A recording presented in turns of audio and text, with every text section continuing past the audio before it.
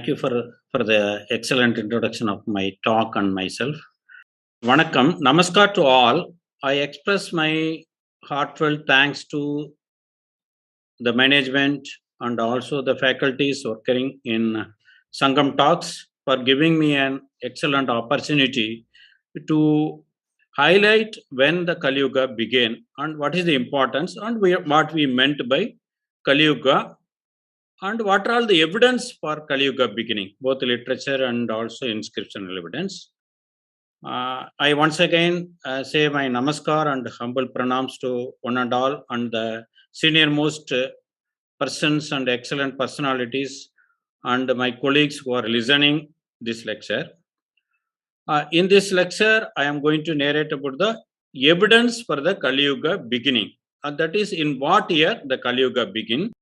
Mainly focus on the inscriptional evidence, that is epigraphical evidence, stone and copper plate inscriptions.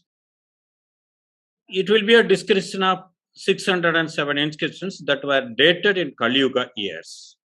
In this part one, as the topic already introduced, I will going to narrate about what do you mean by Kaliyuga, what is its importance, and what are all the evidence, inscriptional evidence for Kaliyuga, and literature evidence, and what is mean by interconnectivity between the various dynasties of Bharat as shown through inscriptions. I have already been excellently introduced. I need not repeat.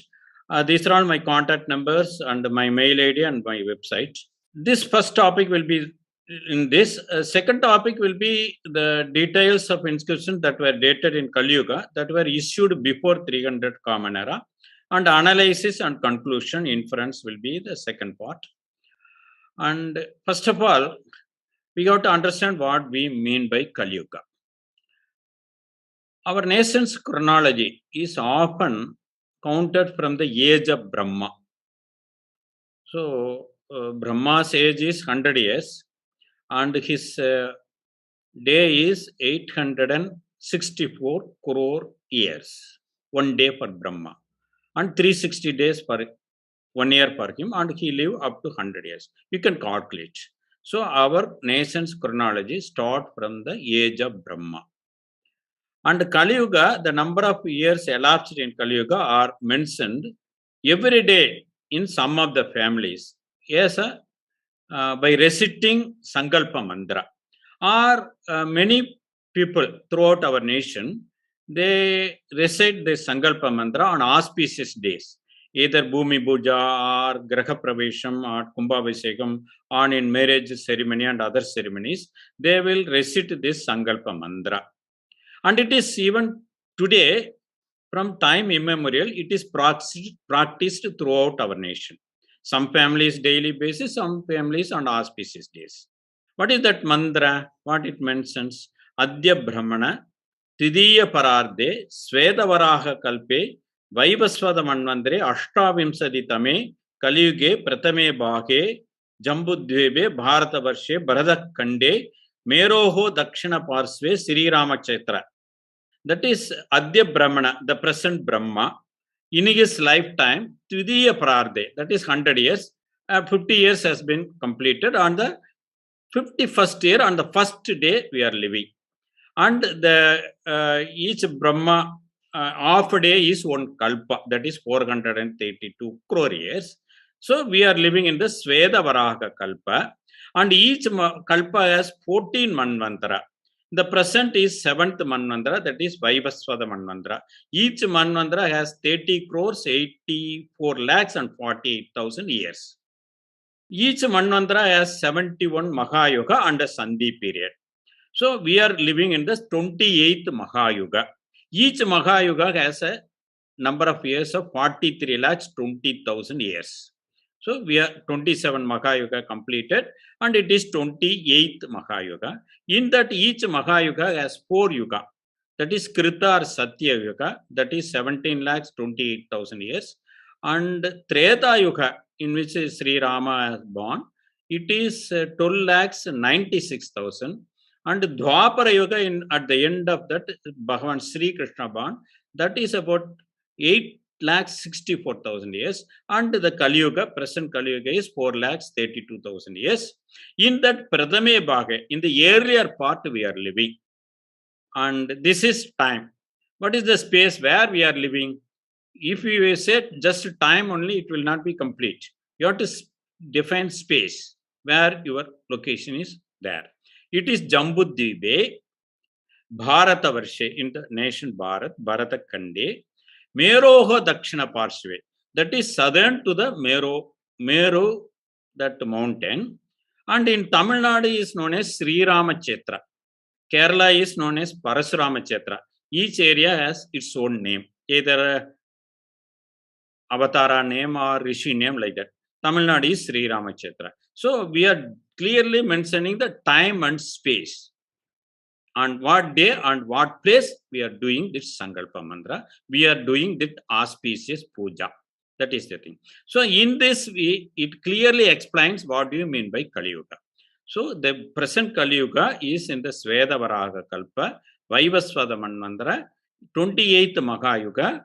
After Satya, Treta, Dwapara Yuga have gone, we are living in the earlier part of Kaliyuga. That is defined as Kaliyuga.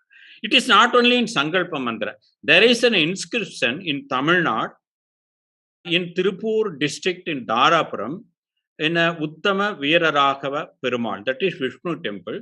There is an inscription, it clearly mentions Varaha Kalpe, Vaivasvada Manvantare, 27 Mahayuga have gone, 28th Yuga. It is after Krita, Treta, Dwapara Yuga gone. We are living in Kali Yuga, and Kali Yuga this much years has gone. That inscription I will show in the next session is there. So it is clearly mentioned that what do you mean by Kali Yuga, and it is known to everybody in our nation. So this is Kali Yuga. And why Kali Yuga is important?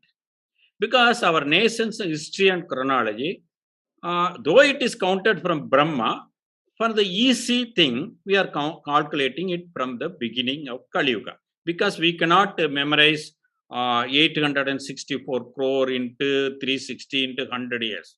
That is difficult. So we are just limiting ourselves to Kali Yuga beginning. What are all the evidence? For first example is Bhavishya Purana. Bhavishya is future, which Purana describes the future historical events. In that it mentioned that the king Pramara of Agnivamsha of Samaveta, his name is Pramara. He started his dynasty, Pramara dynasty at Ujjain in the 2710th year of Kali Yuga. So he mentioned it only in Kali Yuga year. In the same way, in the same Bhavishya Purana mentions that the king Vikramaditya of this Pramara dynasty, who ruled whole nation from Ujjain, who started his era in the 57 BCE, he born in the 3000th year of Kali Yuga. So all events, historical events, either later or before, they calculated based on the Kali Yuga beginning year. So it is the sheet anchor of our nation's chronology from earlier time till now. So that is why it become important. And Jyotir Vidhabaranam, an astrology text written by Kalidasa, it mentioned in Raja Adhyaya that Yudhishthira, after Yudhishthira, 3044 years is the Vikramaditya, and 3179 years is the Salivagana. It further mentions that he started writing this text in the 3068th year of Kali Yuga. So he mentions that King Vikramaditya in his court, astronomer Varahamihira and many scholars, that is Kalidasa, were there. So based on this, King Vikramaditya has already proved that Vikramaditya born in 3000th year of Kali Yuga, and Jyotir Vidhabaranam wrote in 3068th year. So Vikramaditya and Kalidasa and Varahamihira were contemporary. Based on this Jyotir Vidhabaranam, we can understand.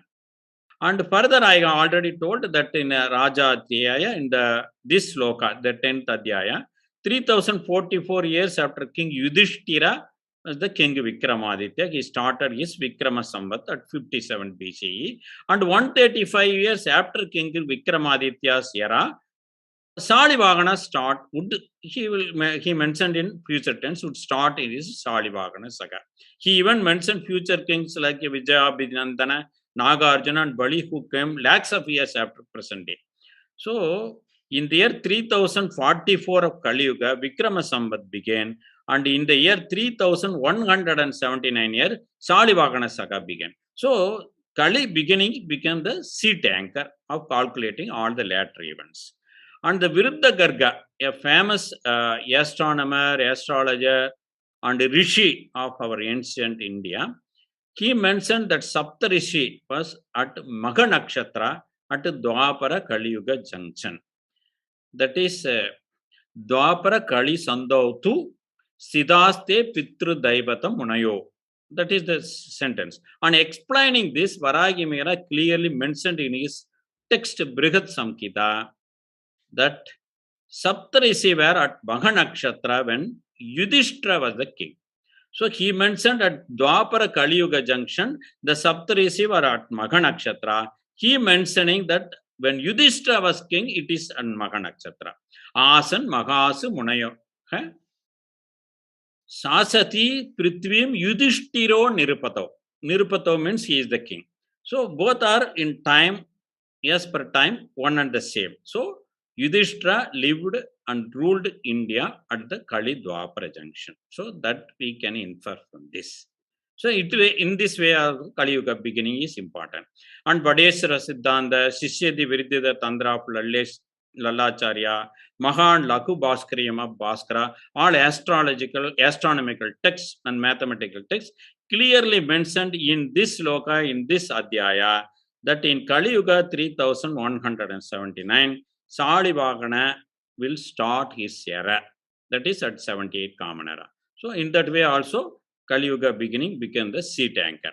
And most important thing is Siddhanta Shiromani, written by Bhaskaracharya, a famous astronomer of our nation. He mentioned that this Saka Nirupa era, another era, will come to an end in the 3179 years of Kali Yuga, at which Salivagana saga began. So definitely Salivagana saga and Saka Nirupa era are different because it come to an end at a year at which Salivagana saga began. And Varahamihira further mentioned that 2526 years after Yudhishthira, the era of the Saka king began. So this is the beginning, this is the end point of this Saka Nirupa era. Nirupa means king, or Bhupa means king. Saka means Saka people, that is the Scythians, we can say, or Chatraps. So the era has been started by the king of that Scythians or Chatraps or Saka people. You see, if you read the history and chronology of Iran, that Cyrus II was the king of this Parasaka. Yeah, he is from Saka, one of the Saka, and that is Parasaka. That is somewhat superior to other Saka. So they settled in Parasaka, that became Parasika, then Persia, then Iran. So he, in the year 550 BCE, he defeated the Median Empire and he started his dynasty, his empire in Iran. So that is the commencement of this Saka Nirupa era. So if you say that 2551 years after 3101 BCE, this Saka Nirupa era began. How we calculate this? Because Varahamihira mentioned 2526 years after Yudhishthira. Yudhishthira went to heaven 25th year of Kali Yuga. He relinquished his kingdom in the beginning of Kali Yuga and lived in Vanavasa for 25 years, and the year 3076 he went to heaven. So from Kali Yuga, the Cyrus II began in 2551. That is 550 BCE. If we add, it will come 3100 BCE. So in that way also, Kali Yuga beginning understanding is important. And the most important thing is date of Adi Shankara. There are a lot of confusion in it, but if you analyze the text, it will be very easy. His year of birth is given in a text, ancient, very ancient text called Prachina. Prachina means very ancient, Sankara Vijaya, in Buddha Sankhya. That is in Kaliyuga, Tishye, Anala, Sevadi, Bana, Netra. Anala is three Agni. Anala is Agni. There are three Agni. Akamniyam, Dakshinagni, Kargapatyam. And Sevati, that is Navanidhi. So it is 9. Bana is 5. Bana, 5. Sara of Manmata. And Netra is 2. So 2593 Kaliyuga, he born. That is Tishye means Kaliyuga. Other name for Kaliyuga is Tishye. Prayatya Anala Sevadi Bana Netra Sankareti. That is the sloka. So Adi Sankara born in 2593. Why? We have to Angana Vamato Gadi. That is, we have to repeat the number. Ulta. We have to make it Ulta. So 2593 Kaliyuga is the birth year of Adi Sankara. And when he attained Siddhi, that is given in Punya Shloka Manchari in Kadapa Adi Sankhya. That is Sarasarabde. Sarasarabde means 2625. If you repeat, Sa is 5, Ra is 2, Cha. Like that, the number letters will denote number. This is an ancient system of writing numbers in palm leaf. So in Kalir, Sarasarabde Apicha Kalir. In Kali, 2526, 2625 year he attained Mukti. At Pale, Pale means 32 year, at the age of 32. It is all given in Devatin Kural, 5th volume. It is a holy talk by Jagatguru Punyasri Chandrasekhara Swamikal, Kanji Swamikal, the Mahapariyava. And the date of Mahabharata, I have narrated what are all the events, historical events that can be dated correctly if you take Kaliyuga beginning as the seed anchor and if you know when Kaliyuga began. Ancient events, that is before event, that is Mahabharata. That also we can fix using Kaliyuga beginning. Mahabharata text of Veda Vyasa mentioned that the war was fought at the end of Dwapara Yuga and there were just 36 plus years. We know Gandhari's curse, that is 36 years curse. So that is definitely 36 years, minimum of 36 years. But in the Mausala Parva, in this Adhyaya, in this Loka, it mentioned the word Kasyachit Tvadakalasya. That is sometimes after 36 years. And Sri Krishna asked Yadava to go for pilgrimage in seashore holy places and to stay at Prabhasa Patana for some time. So it is definitely 36 plus years. So that is 3 to 4 decades before Kaliyuga. So in that way also we can definitely know when Mahabharata is happened. These are all the sloka on which this 36 plus years gap between Mahabharata war to Kaliyuga beginning is clearly mentioned. In these all 9 parva, this is the Adhyaya number, sloka number. So based on this Kaliyuga as a seat anchor, we can derive the exact date, year of future historical events and also past historical events. So that is the definite thing of seat anchor of our historical nation. And the most important thing is when Kaliyuga began, all these Brahmanda Purana, Brahma Purana and Matsaya Purana, Vayu Purana, Srimad Bhagavatam and Vishnu Purana, these are all the Adhyaya number and also Sloka number. They clearly mention, including Kaliyuga Raja Vriddhanta, that on the day, exactly it mentions day, on the day when Sri Krishna left the earth to Vaikunta, the Kali Purusha entered the earth. That is Kaliyuga began. So in that way also it is important. We can correctly point it out when Sri Krishna left the world, and Bhavishwatra Purana and Bhagavatam mentioned that he lived 125 years. So that is Krishna birth also, year of birth also we can calculate if you know Kaliyuga beginning. So definitely Mahabharata date and especially Kaliyuga beginning epoch is a twin sweet anchor in the history and chronology of our nation. That's why if we know when Kaliyuga began, we can rewrite our nation's history in a correct and proper and precise manner. In that way, it is important. Then, what are all the evidence? Now we have to search for evidence. We have to fix the date of Kaliyuga, no. So for that, we need evidence. Without evidence, we cannot fix. So already I explained all the literary evidence and traditional evidence, Sankalpa mantra.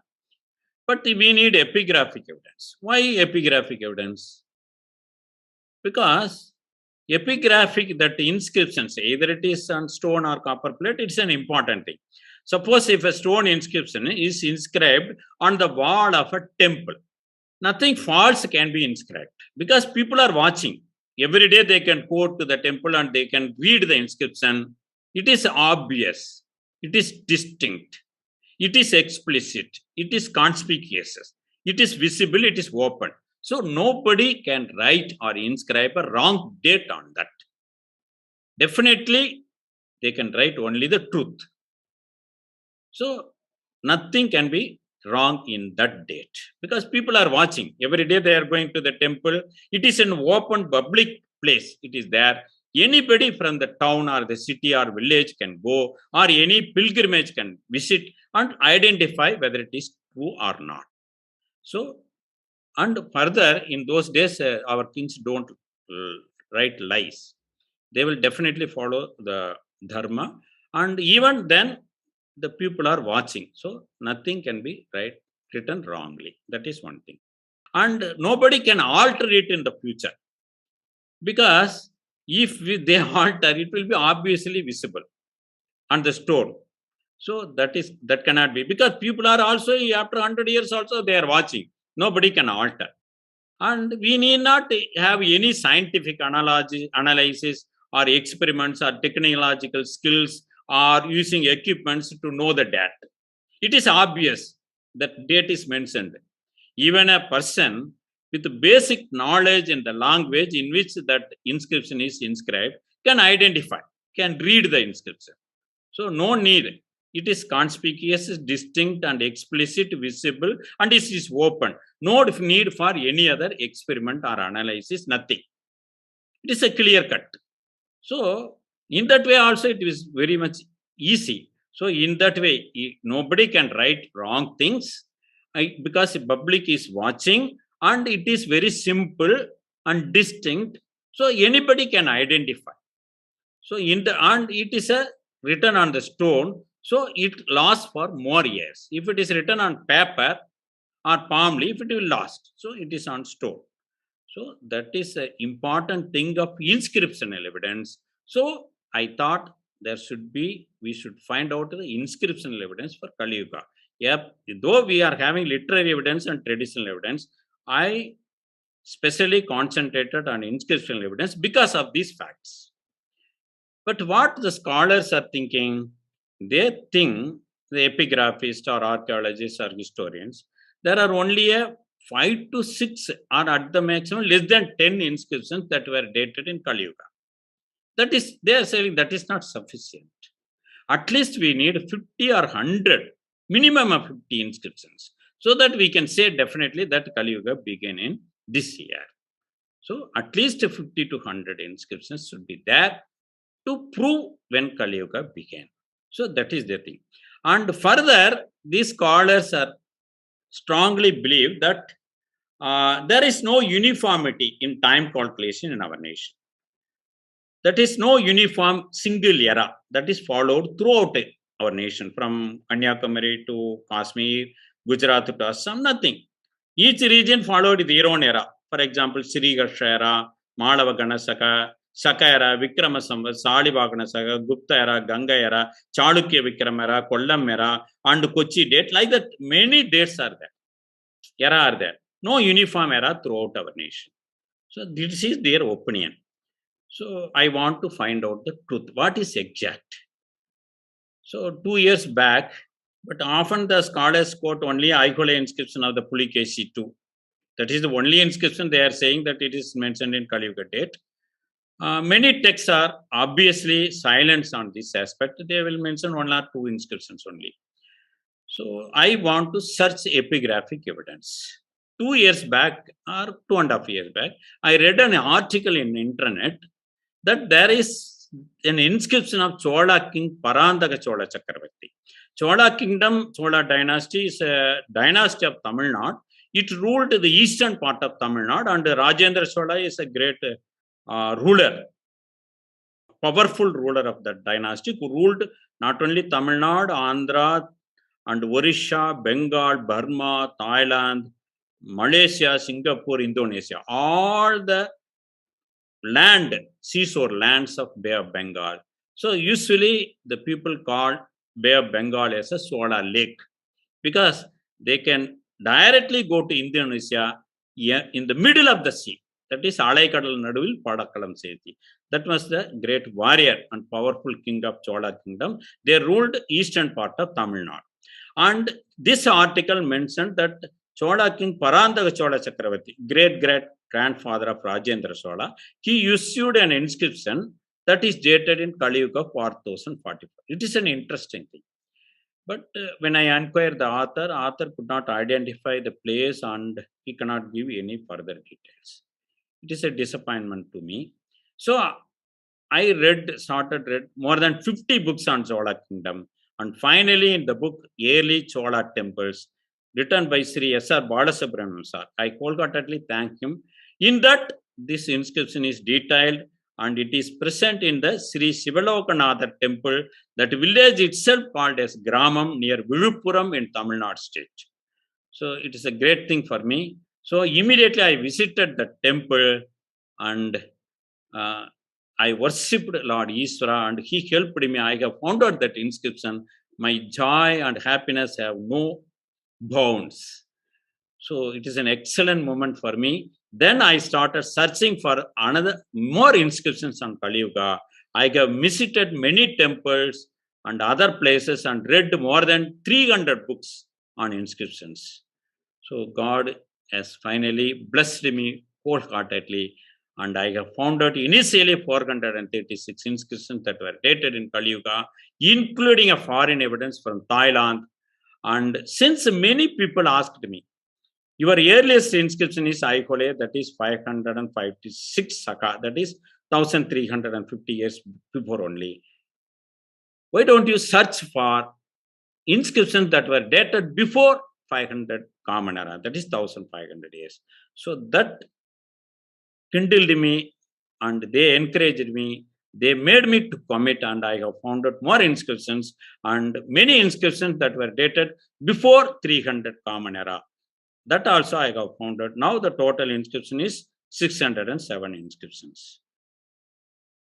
So I have written a book on Kaliyuga inscriptional evidence with these subtitles, and that is available now.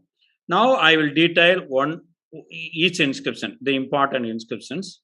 Mainly first Aihole inscription. It is in Karnataka state in the Megudi temple at Aihole village. It is a Sanskrit poem. The king is Pulikeshi II of Western Chalukya Badami. What it mentions, that is after Mahabharata war. It mentioned Mahabharata war. In the year 3735th year of Kaliyuga and 556th year of Sakara, this epigraph is inscribed. We know Salivagana Saka began in 78 Common Era. So 556th year of Sakara, 634 Common Era. And Kali 3735 is 634 Common Era. Hence, it definitely proves that Kaliyuga began in 3101 BCE.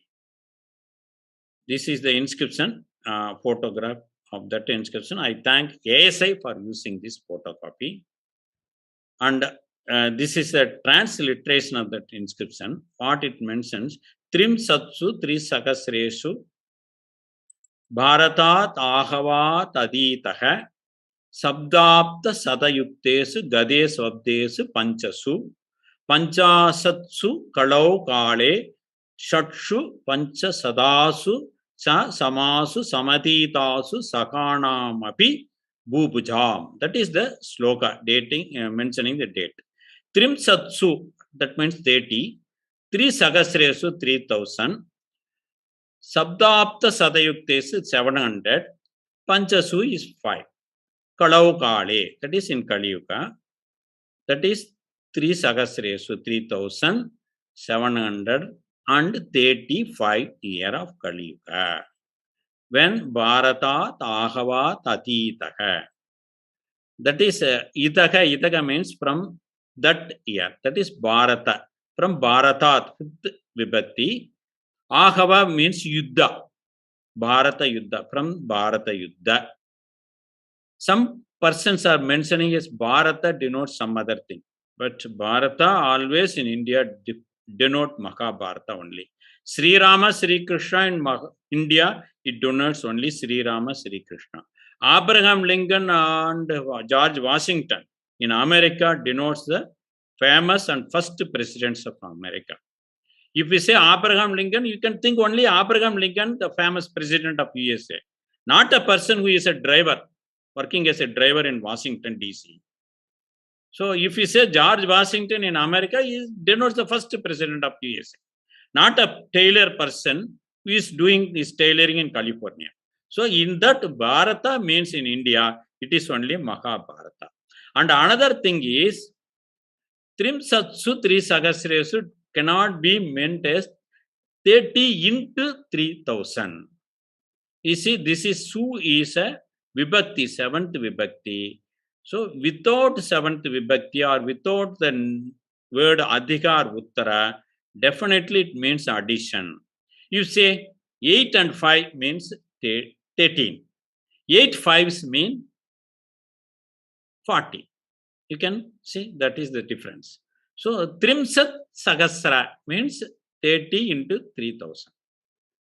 But Trimsatsu Trisahasresu means 30 plus 3000. Some persons are taking, some scholar, Sabdapta Sadayuktesu means as a 107 or 100. It is not a correct meaning. So we have to understand little bit Sanskrit. Then only we can decipher the correct information from the inscriptions. And this inscription mentioned that Harsha, Sri Harsha we know, the king of northern Bharat, from Pushyabodhi dynasty of Sthaneswara, he was defeated by Pulikesi II. Either in this Aihole inscription or Kendur plates and 11th regnal year grant and Gautam plates of Vikramaditya of Kirtivarma, that mentions that Arshasiladitya was defeated by Pulikesi II. So both are contemporary. And we know the regnal period, ruling period of Harsha of Sthaneswara. And Harsha is mentioned by Chinese traveler Huanshuang as his contemporary. He traveled in India from 630 to 645 Common Era as per Chinese chronology. You can refer CUK or Huanshuang's writings also, Life of Huanshuang. So we cannot deviate the period of Harsha Siladitya. So definitely we cannot deviate the period of Pulikesi II or this Aihole inscription. And further, then Tamil Nadu, there is a Pallava dynasty that ruled the northeastern part of Tamil Nadu and also southern part of Andhra Pradesh. The Pallava king Mahendravarma and the famous Pallava king Narasimhavarma, who defeated Pulikesi II and captured Vadapi, the capital of Pulikesi, Batami. So he known often mentioned as Vadapi Kunda Narasimha. That is Batami, who captured Batami. As per Quorum Copper Plate of Parameshwaravarma, another later Pallava king. So based on this, we can definitely understand that the period of Pulikesi II is around 600 to 650 Common Era. Definitely then Aihole inscription date at 634 is within the regnal period of Pulikesi II, and it also, through this also it proves Kaliyuga began in 3101 BCE. And this is the place of Aihole. This is our Bharat. This is the place, northern Karnataka. And these are all the places I am going to narrate the inscriptions at Gramam. It is near Viluppuram. Sri Mushnam near Chidambaram. And Tiruvadai Marudur near Kumbakonam. And this Tiruparankuntram and Anaimalai near Madurai. And Uyakondan Tirumalai near Trichy. These are all the places I am going to narrate. And this is Nidanpur in Assam. And Dupi copper plate and also the Nalanda clay plate of Bhaskar Varma. These things I am going to narrate just to show where places were located, all these inscriptions. I am showing this map. And then coming to Anaimalai inscription, this is from Tamil Nadu. You see, in Tamil Nadu, it is in Sanskrit poem. And letters are Tamil Grantha letter. It is Sanskrit poem in Tamil Nadu. Date is Kaliyuga 3871. And the king name is Jadila Parantaka Pandya, whose regnal period is 765 to 815 Common Era. His father Maravarman Rajasimha Pandya, he defeated Western Ganga king Sri Purusha and also Batami Chalukya king Kirtivarma, who is fifth king from Pulikesi too. And this Kirtivarman was in turn defeated by Rashtrakuta king Dandi Durga. That was the end of Chalukya of Batami rule and the beginning of the Rashtrakuta rule. And he was friend to Pallava king Nandivarma. So through Pallava, Rashtrakuta and Chalukya and also Western Ganga dynasty regnal period, we can prove that Jadila Parantaka India rule period definitely we can go through 5 dynasties. And it is in Sanskrit verse. This is the inscription. I have taken photocopy from Madurai. It is in Sanskrit poem and in Tamil Grantha letters, Pandya Grantha letters. This is the translation of that. It is known that the prime minister of that Pandya king, who is Parantaka, Marankari, has actually constructed this Narasimha temple in Anaimalai. I thank ASA for using this translation. And also his brother, he constructed some parts of that temple. His brother Marankari, after he went to heaven, his brother Maranayanan became the prime minister of Maran Chadayan, that is Parantaka Chadayan, Pandya. So he constructed the other parts of the temple. It is also there in that Anaimalai temple inscription, just on the left and right entrance of the Mula Garbhagriha. I thank ASA for using this translation.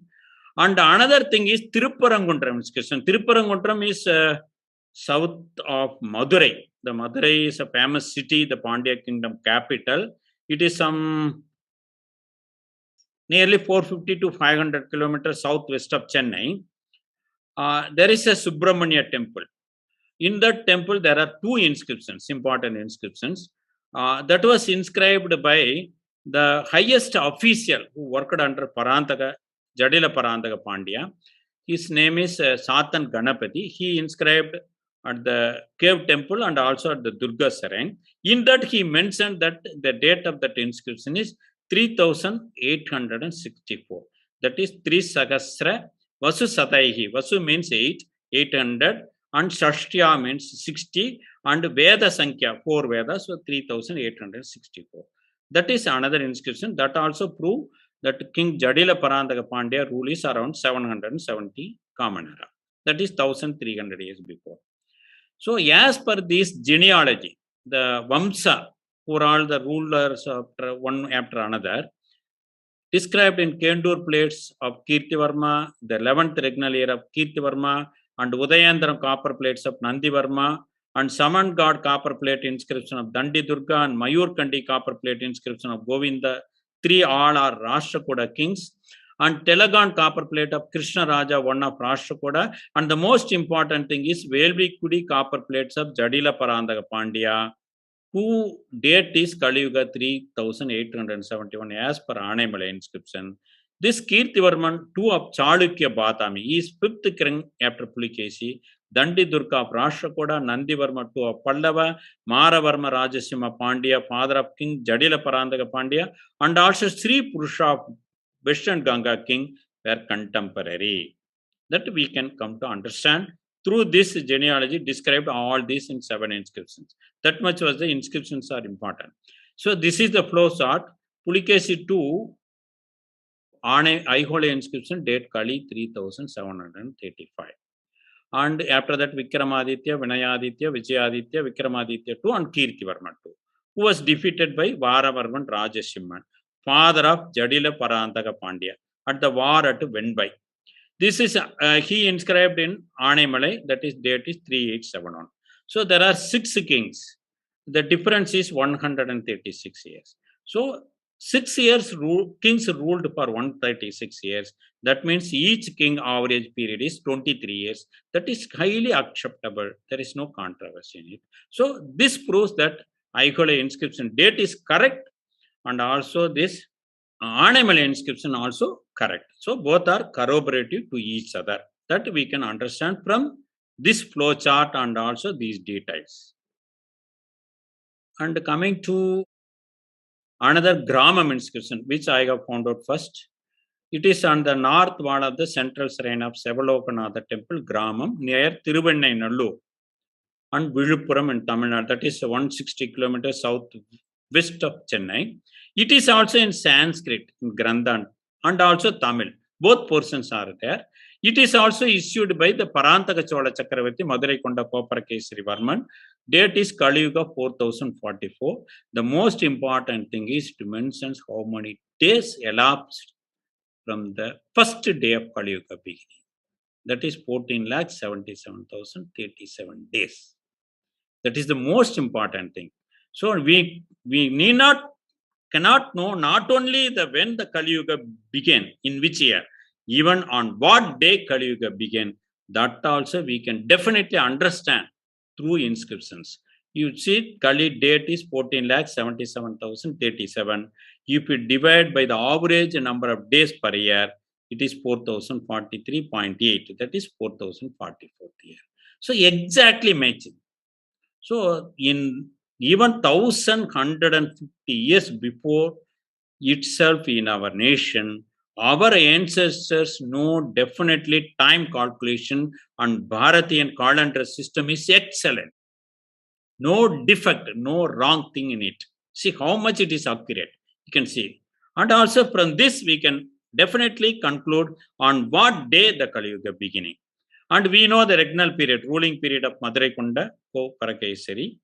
That is Parantaka Chola Chakravarti. That is 907 to 943 Common Era. So this is between this year. So it shows that Kaliyuga began in 3101 BCE. This is the inscription. This is Sanskrit portion written in Tamil Grantha, and this is Tamil portion. Ancient Tamil letters. You can see this is Ka, Tamil Ka, ancient days, 1150 years before. This is Li, this is U, this is again Ka, Varsha, Kaliyuga Varsha. So definitely there. You can, if you go and see, you can read yourself also, if you know little bit practice. And coming to Sri Mushnam inscription, it is near Chidambaram. A famous Varaga temple is there, and Ishwara temple, Shiva temple is there. Nityeswara temple. It inscribed in Tamil, Kaliyuga 4060. It is during the period of Sundara Chola Chakravarti and his son Crown Prince Aditya Karikala. And we know the regnal period of Sundara Chola. So based on that, we can prove that Kaliyuga began in 3101 BCE. This is the inscription. I have personally gone there and taken photograph. You see, this is Om, this is Ka, Tamil Ka, Li. You can see U, clearly U, Ka, Varsham, Nalayiraptu, Aryabhatta, Tu, you can see Tu. So this is, I have used this photograph in the front cover page of my book. Excellent thing. And then coming to Uyakondan Tirumala inscription in Tiruchirappalli, it mentions two era. So what is the advantage of mentioning the king's name and another era is you can cross verify whether the Kaliyuga year mentioned is correct or not. We can cross check. So most of the inscriptions mention either another era or the king's name and dynasty name. Through that we can cross check. This is mentioned Kaliyuga 4080 and Saka 901. Based on that, we can show that Kaliyuga began in 979. And this is Tiruvadai Maruthu, a famous Shiva temple, Mahalinga Swami temple, near Kumbakonam, the famous Navagraha Sthala and other, around that Kumbakonam, all Navagraha Sthala are there. So it is an important holy place in Tamil Nadu, at the bank of Kaveri. It is also issued by Uttama Chola Parakesari Varman, that is the grandson of Parantaka Chola Chakravarti. Sundara Chola is another grandson of Parantaka Chola Chakravarti. Parantaka Chola Chakravarti has three sons. Rajaditya was defeated and murdered in a war near Kanchipuram. And the second son is Kandaraditya. Kandaraditya Chola's son is Uttama Chola. Third son is Arinjaya Chola. Arinjaya Chola's son is Sundara Chola.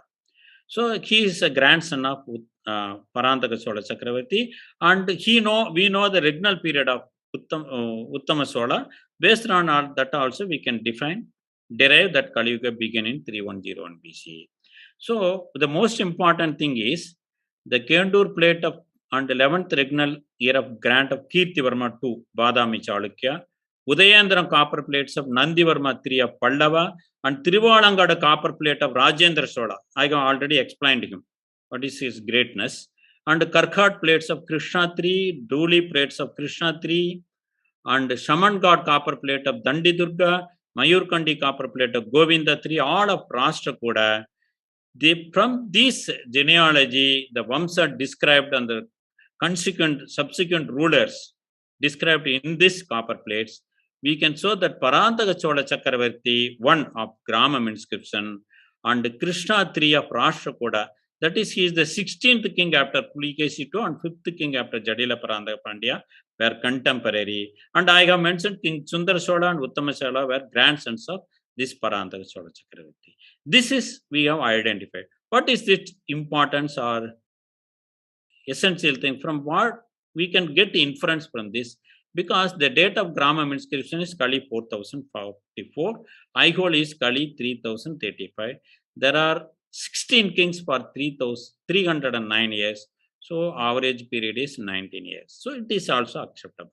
So we have to cross verify whether all the inscriptions are correct. And Sri Mushnam inscription is Kali 4060, and Sundara Chola Chakravarti is 18 king, because Parantaka Chola Chakravarti is 16 king is his son and his grandson, so 18 kings. Average is 18 years per king, 325 years. And after that, this Tiruvadai Marudur inscription is 4083. So that is also for 19 kings, because he came to power after Sundara Chola Chakravarti. So it is also 18 years. So all these things correctly fit into the chronology of all these Pandya, Pallava, Chola, and also the Western Ganga, Rashtrakuda, and Chalukya. All 6 dynasties genealogy correctly fit into exact thing. So all these inscriptions and their date are correct. We can cross verify. This flowchart further helps this. See, this is Chalukya, Pulikesi II, Aihole inscription. After that, 5th king, Kirtivarma II. He was defeated in war at Venbai by Maravarman, whose son is Sadila Parantaka Pandya of Aanaimalai inscription. And he also defeated Nandivarma II, the Pallava king, and who was friend to Dandi Durga, who started this Rashtrakuda dynasty by defeating Kirtivarma of Chalukya. That is the end of Chalukya Badami rule and the beginning of Rashtrakuda rule in the central Bharat. And this is Chola king. Vijayalaya is the first later Chola, then Aditya. Aditya won in war in this Tiruppurambayam near Tanjavur. In that he defeated Nirupatunga or Aparajita, last ruler of Pallava dynasty. That was the end of Pallava dynasty. And this Parantaka, after that Aditya won, Parantaka, his son came to power, and his son fought with Krishna III, and Krishna III and he said murdered him in the Takkodam war near Kanchipuram. So both are contemporary. So 16 kings from Pulikesi, Aihole 3735 to Gramam 4044. That is how I calculated. So all these 5 dynasties clearly, exactly, precisely fit into the correct chronology, and they show the Kaliyuga begin in 3101 BCE. Thus, these 6 inscriptions, Aanaimalai, Tirupparangundram, Gramam, Sri Mushnam, Uyakondan Tirumalai, and Tiruvadai Marudur from Tamil Nadu, are interconnected and corroborative with each other, not only with each other, but also interconnected with Aihole inscription through continuity in terms of time in chronology. Hence, they prove Aihole inscription date is correct and Kaliyuga began in 3101 BCE. This shows all these 6 inscriptions are interconnected among themselves and with Aihole inscription. And another most important inscription is Nidanpur copper plate inscription from Assam. Assam is Kamarupa or Pragjyotisha. It is a Nidanpur village in Silgat district, Previously, it was in Kamarupa, now it is in Bangladesh. And the king who issued this copper plate is King Bhaskar Varma, the king of Kamarupa. And in that he mentioned his Vamsa, the subsequent rulers. He mentioned that King Naraka, Naraka, who born after Narayana and Bhudevi. He was the ancestor of this King Bhaskar Varma. And from King Narakasura, who was killed by Satyabhama, that is the cause for the celebration of Deepavali. And his son is Bhagadatta. He fought with Vijaya. In that Nidanpur copper plate mentions that he fought with Vijaya, that is Arjuna in Mahabharata. After that, Pushpadatta and Vajradatta began to rule. So the fight between Arjuna and Bhagadatta not only mentioned in Nidanpur copper plate inscription, but also detailed in Mahabharata text of Veda Vyasa in the Drona Parvan, the 27th Adhyaya. A full Adhyaya is devoted to the fight between Arjuna and Bhagadatta, the son of King Naraka. In that, Bhagadatta was killed and Pushpadatta became the ruler. And this Nidanpur copper plate inscription mentioned that after this Vajradatta and his son, there elapsed 3,000 years and many kings were ruled. After that, the king Pushyavarma started ruling, and in his Vamsa, the 16th king is King Bhaskar Varma. So, what we infer from this, from the year of Mahabharata war up to the ruling period of King Bhaskar Varma, there elapsed 3,000 years plus the ruling period of 16 kings. So 3,000 plus the ruling period of 16 kings is the time elapsed from Mahabharata year to the ruling period of King Bhaskar Varma. That we got from all this Nidanpur copper plate inscription. This is the Nidanpur copper plate inscription photocopy. I thank ASI. And also, not only Bhaskar Varma, he detailed his genealogy in that Nidanpur. In Dupi copper plate inscription also he mentioned. Dupi is in Assam. I thank ASI for using this photography. And also in Nalanda clay plate. In Nalanda, the famous university in Bihar, near Gaya, south Bihar. In that day, we found a clay plate of Bhaskar Varma. In that also he mentioned his genealogy. It mentioned here, Sri Bhaskar Varmeti. So all these things prove that the genealogy of Bhaskar Varma. And how we can derive exactly fix the date of Bhaskar Varma, because not in Nidanpur or Dupi copper plate or in Nalanda, his date is not mentioned.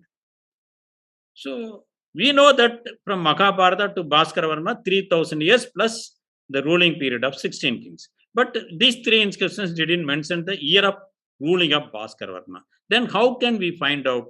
If we find out, we can fix the year of Mahabharata war. And also Kaliyuga. So in that way, it is important. This Harsha Charita is a Sanskrit historical text written by Bhanabhatta. Bhanabhatta is the chief minister of Harsha Siladitya, who was defeated by Pulikeshitu. Already I was shown. And that in the 7th chapter, he mentioned that messenger from Bhaskar Varma of Kamarupa, Pragyodisa Iswarayana Kumarena Prahito Hamsavega Nama. Prahito is messenger, Nama means his name. Kumarena, other name for Bhaskar Varma is Kumara, as mentioned in Yuvan Swan. So, he met, this messenger of Bhaskar Varma met this Harsha Siladitya of Pushyabudhi dynasty in his capital, Thaneswara.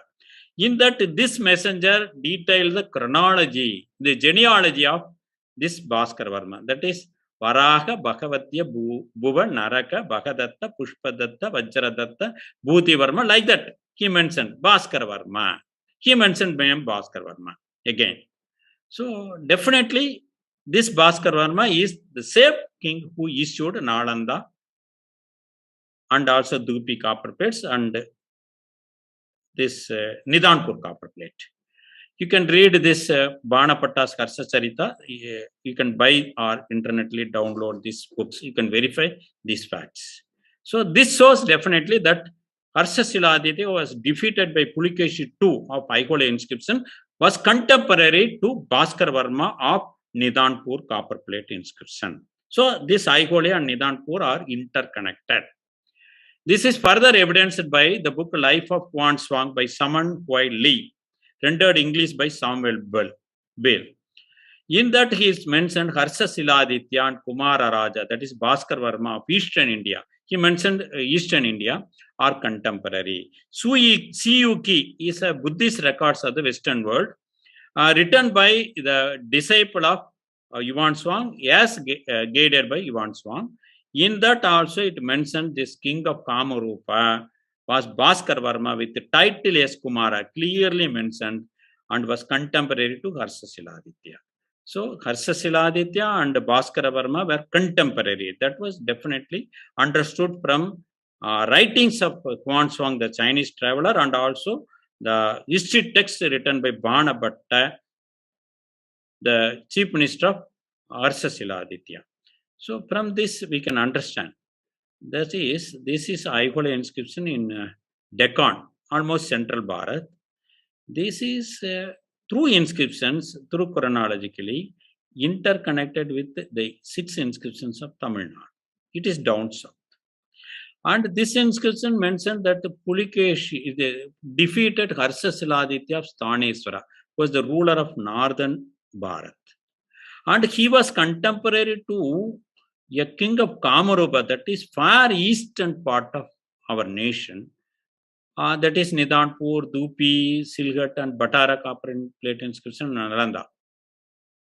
So we can see that the Tamil Nadu, which is down south of our nation, is interconnected through a region that is far east part of our nation, more than 2,000 to 3,000 kilometers distanced, both distance from this, through Aihole of Pulikesi II of central Bharat, through Sthaneswara of northern Bharat. So through this we can infer that not a single region of our nation is separate. Everything is interconnected, interlinked, and interwoven, and nothing, no region is separate. That we can understand through these inscriptions and their detailing of chronology. So from this we can say, often in science there is a field called quantum physics, which often mentioned, there's a famous quotation, there is an inseparable quantum interconnectedness of all particles in our universe. This is science, quantum physics, the ultra-modern physics. There is an inseparable interconnectedness, that is interconnectedness of all particles, that is inseparable, that ever present, it cannot be separated. At what level? At the quantum level, that is at micro level, nano level, quantum particle, subatomic particle level.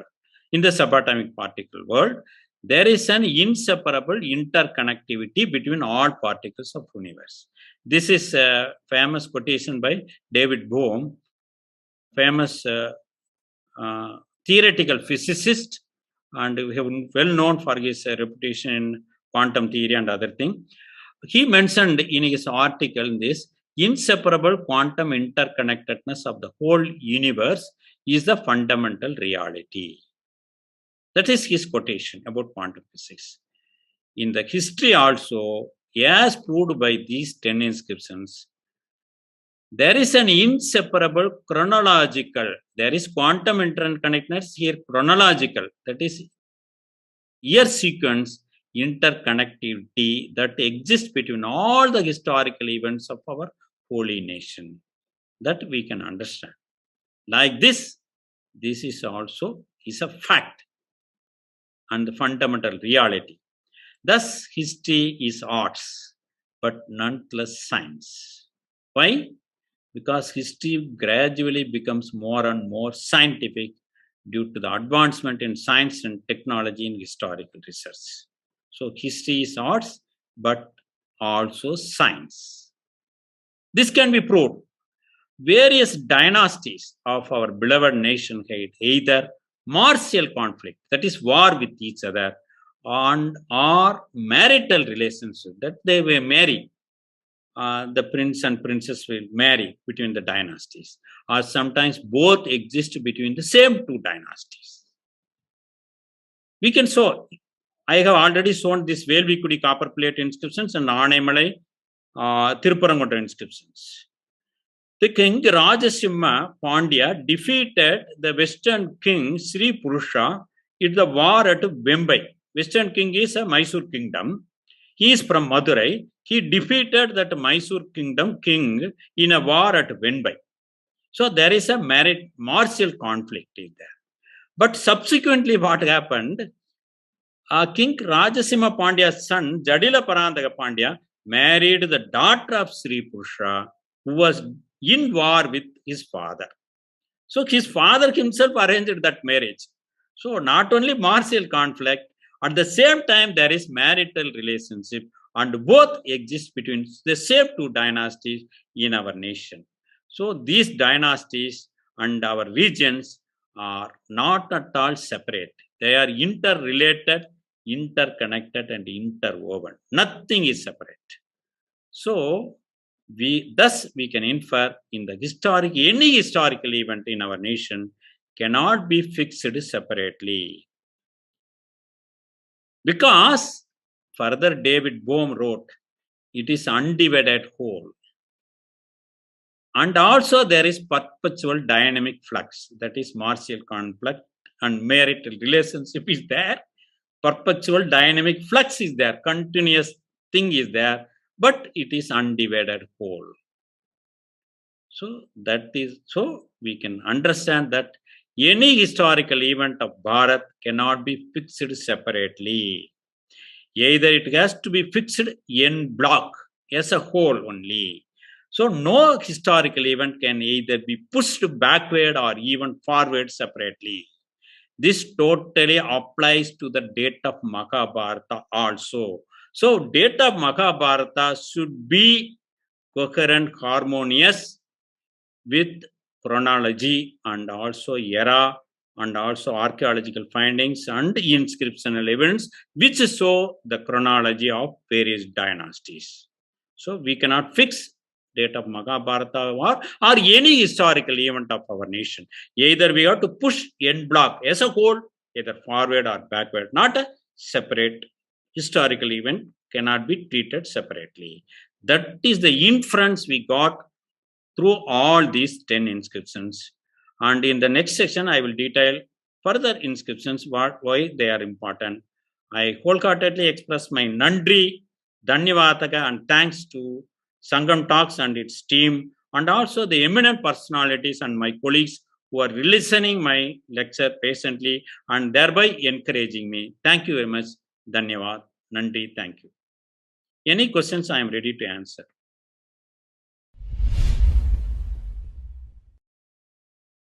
Well, I'll have to look through all the data which you present, because I mean, this is a serious topic. But as far as I could hear,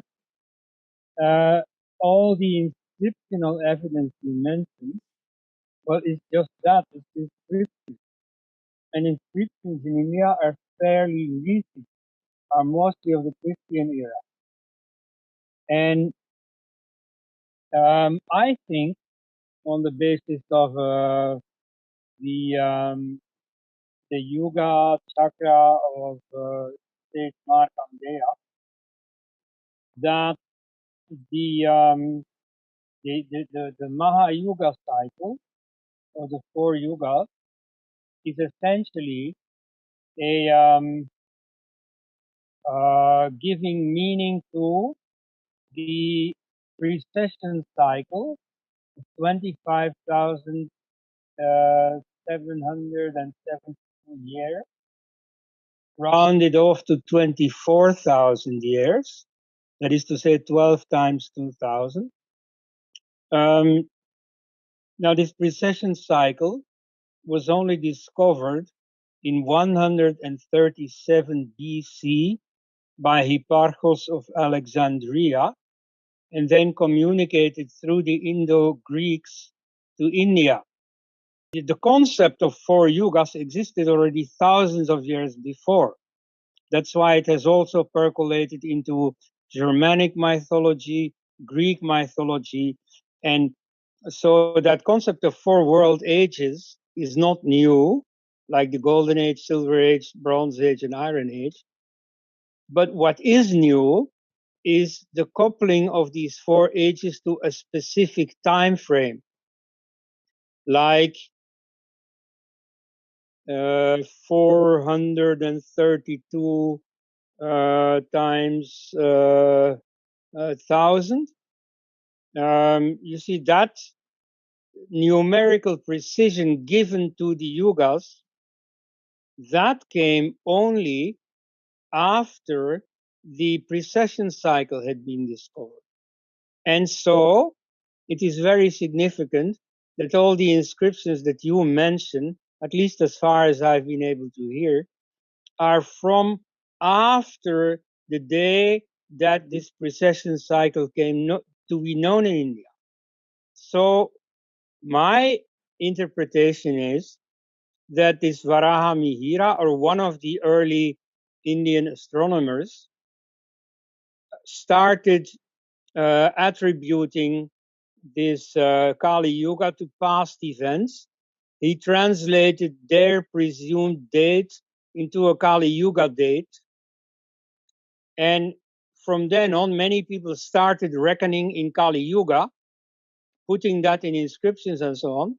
But these inscriptions are not original. They do not date from the age of the Mahabharata, for example. They are simply projections by Christian age Indian astronomers and then by everybody else. So as far as I'm concerned, what I haven't heard, and of course it's possible that it will appear, that I do not prejudge, but so far, and here I'm speaking for, I think, every other, let's say the ugly word, every Western scholar who will be hearing your speech, you know, what they will all say is, but this is not really evidence. This is evidence only that the people writing the inscriptions believed in this Kali Yuga age. It is not a proof of the Kali Yuga age itself. I mean, if you find an inscription saying, here Jesus was resurrected on such and such a day, then you know that the writer of the inscription believed that Jesus had been resurrected. But it's not proof that Jesus was resurrected. Okay? So here also, what you have in all these inscriptions is proof that those people believed in the Yuga system, but not that the Yuga system is factually true. Sir, shall I express my views on this, sir? Now your comment, please. Okay, sir. For example, I am quoting Surya Siddhanta. Surya Siddhanta in the first Adhyaya, it mentioned that it was taught to Maya, a Asura, by the Amsa of Sun God. When it was started, at the tag end of Krita Yuga. First Adhyaya you can refer. Yeah. First Adhyaya of Surya Siddhanta at the tag end of. That is, just a minimal few years are left at the end of Krita Yuga.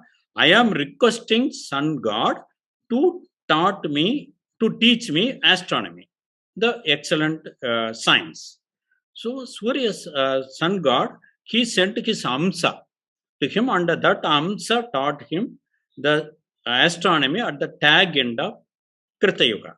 So the Surya Siddhanta itself shows that it is written or taught at the end of Krita Yuga.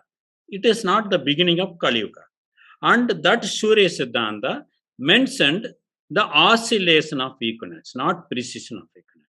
In the third Adhyaya, from 9th to 12th sloka, it mentioned that it is oscillation of equinox, that is from 0 degree Mesha zodiac sign, it will go forward to 27 degree, again return back to 0 degree, again back to 3 degree Meena, that is 27 degree, again forward by 27 degree, so to reach 0 degree. So 108 degree in 7,200 years. That the velocity of that also mentioned, it is 54 seconds per year.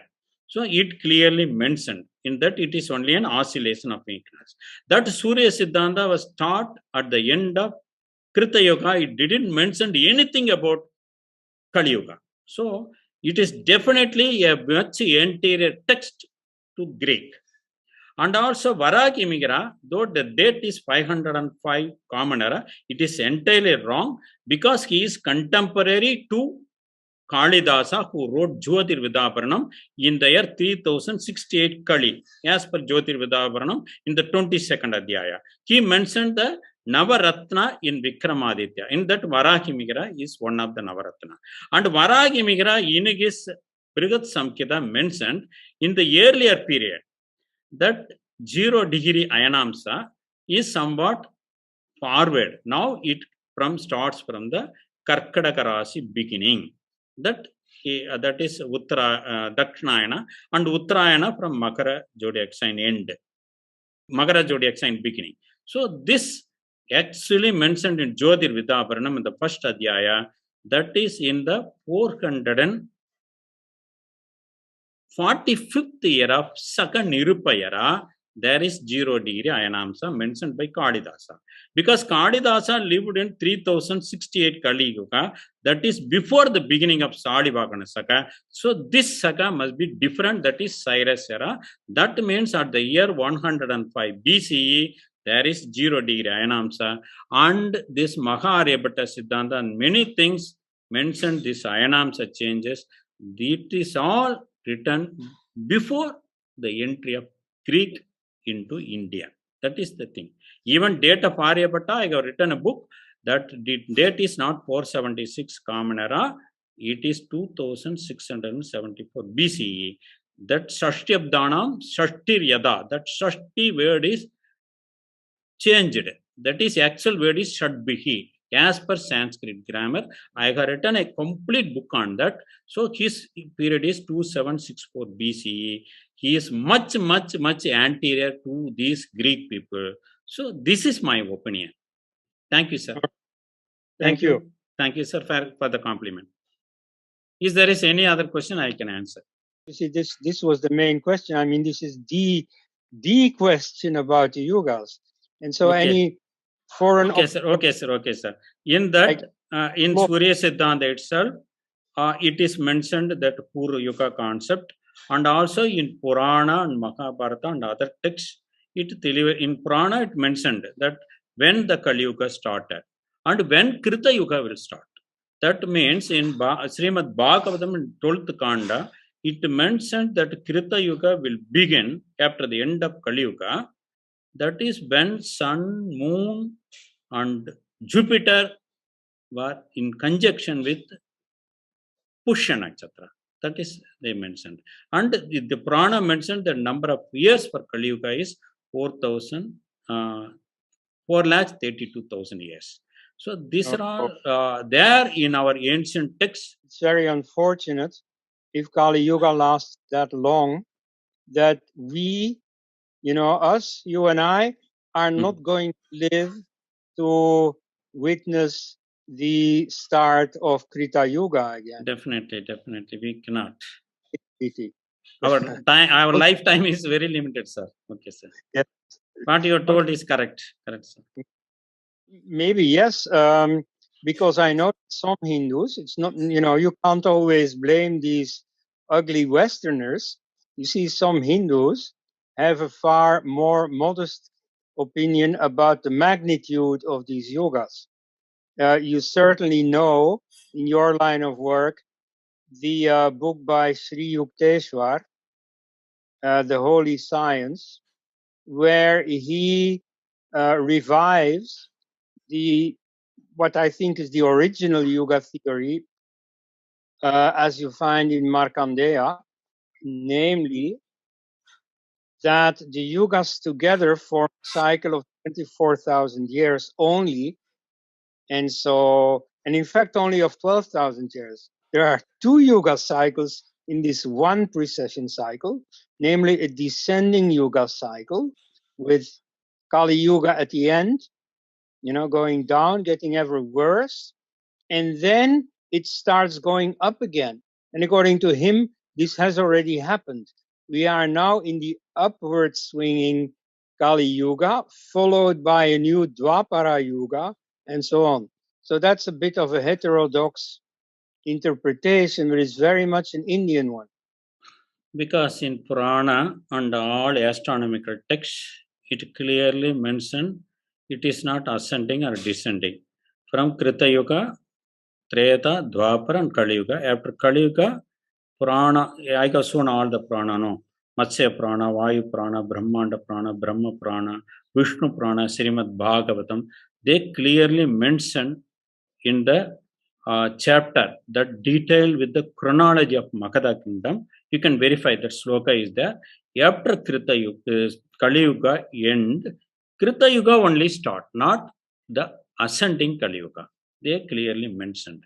So I go with the text that describe that much clarity and authentic, and so it is, for me it is correct. And this descending cycle and ascending cycle, we didn't find any evidence in the ancient texts of our nation. So what it is also, it is only an assumption that descending cycle, ascending cycle, it at all not mentioned, not even a single text, either astronomical or literature evidence, nothing is there. Even in inscriptional evidence also, it mentions Krita, Treta, and Dwapara, and Kali Yuga. I have shown on inscription now. Inscription, we cannot say that it is only a belief. So, because in Assam, from Kashmir, Gujarat, Tamil Nadu, Kerala, in many states, they would have believed some different. It cannot be imposed throughout the nation as a belief. So I got an inscription that is dated in Kali Yuga 2000. That means 1100 BCE. That inscription photograph is with me. Divi Sagasra Kalau Prapte. So 1110 BCE. That means before the entry of Greek. And it is not believed. We got to read the complete text of India literature and also complete epigraphical evidence. Then we can assess this. But as far as I have read many inscriptional texts and also many Purana. Not even a single text mentioned that ascending or descending cycle. It is only from Kali, Krita Yuga or Satya Yuga. That is the thing that are mentioned in all the texts. So I am accepting it as a truth. Yeah, well, okay. I mean, about all these Puranas and their evidence, I am quite illiterate myself. So for that, we defer to your authority. Okay, thank you. Thank you, sir. Thank you, sir. If there is any other question, I am ready to answer. Or any other suggestion. Because one person asked me one question, is there any inscription before 500 Common Era? That actually made me to work further. I have found out many inscriptions, this Kali 2000 inscription. So that some way I can get guidance and also I can gain knowledge from the audience also. So I welcome that also. Any suggestions from? First of all, I have read your book about Kaliyuga inscriptions. I have talked about that also, and that's very wonderful. You have studied it in a very exhaustive manner. That's very wonderful. But when it comes to fixing the starting point of Kaliyuga, actually what is happening is, see, understand one thing. एक चीज समझ के देखते हैं कि हमारे inscriptions में जो कली अहरगण लिखे हैं वो किस theory से calculate किए गए हैं. Okay, let me make my point. The mathematical procedure they adopted for calculating Hargana in inscriptions is the same as written in Surya Siddhant and the same what we are studying today. While we are judging them, जब हम उनको check करते हैं तो हम उसी procedure से उनको back calculate करते हैं. We back calculate them and we find them that they are accurate for the date inscribed in the inscription.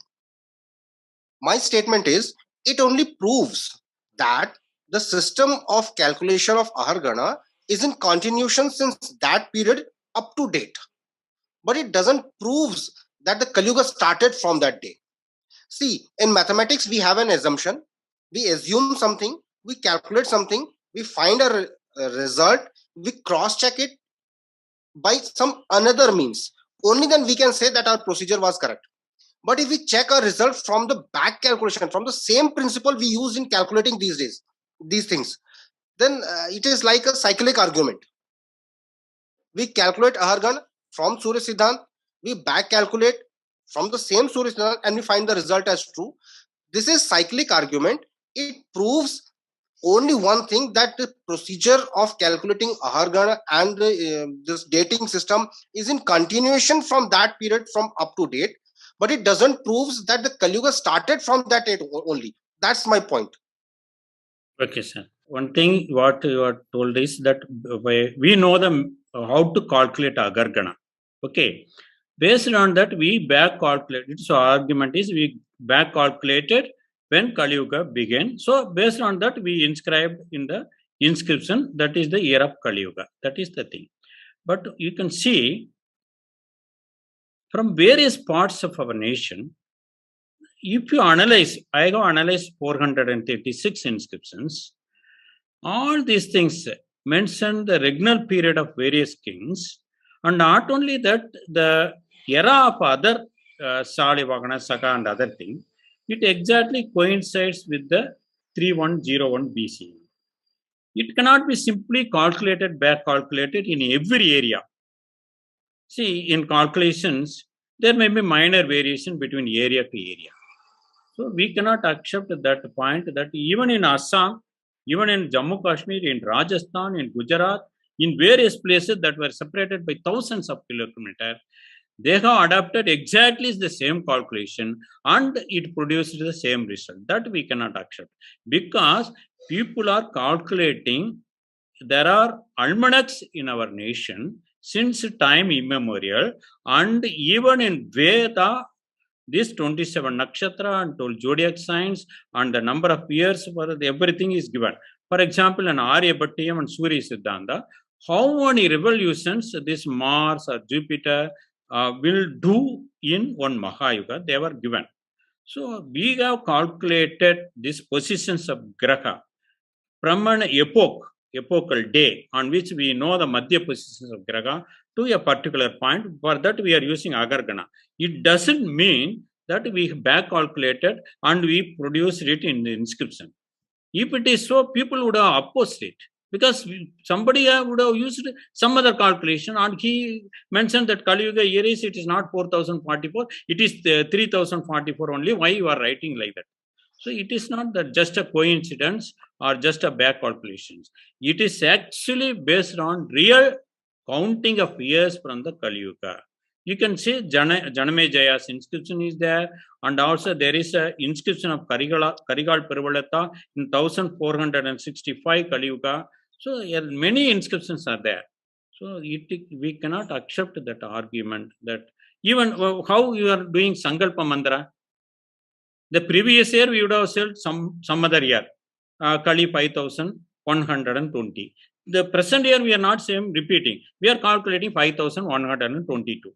Like that, every year we are adding. It is by practice, by calculating. We are having a Bharatian calendar system, which is excellent. There is no leap year, there is no miscalculations. So that calendar system existed, and they adapted the calendar system throughout India, and they followed that. So they correctly mentioned what is the year on that particular day of inscription. So it is not, we cannot say just it is a coincidence or by back calculation.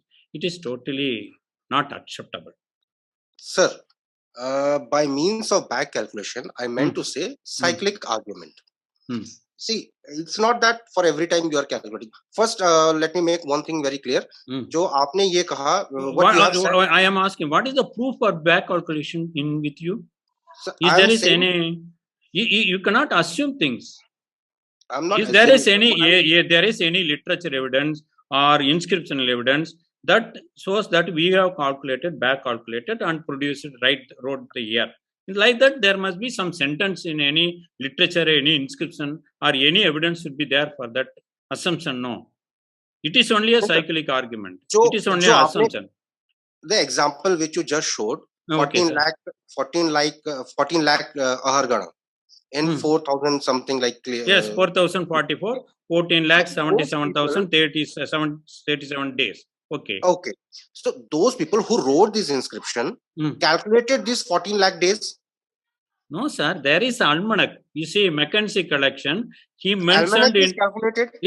Wait. I will say. Almanacs are there. Every year it is released. So in that, what is the present year of Kaliyuga? And in Tamil Nadu, there is Jataka for us. In that, the number of day in Kali, that is mentioned. Kali Suddha Din is mentioned. It is not back calculated. They are counting the days. So this first day of this month, Saitra Prathama is Kali Suddha Din is this. So after that, Sitra month 30 days, Vaikasi month 30 days, like that they added the days. So in Ashada month, 10th day, how many days from this Kali Suddha Din of the beginning day of the year, they added and they put it in. So it is not back calculation. It is not using Agargana calculation. Sir. So tell me, sir. Okay. Let it be. I'm not saying back calculation. I'm saying cyclic argument. The way they calculated those ahargans, we are using the same methods and trying to prove them as correct.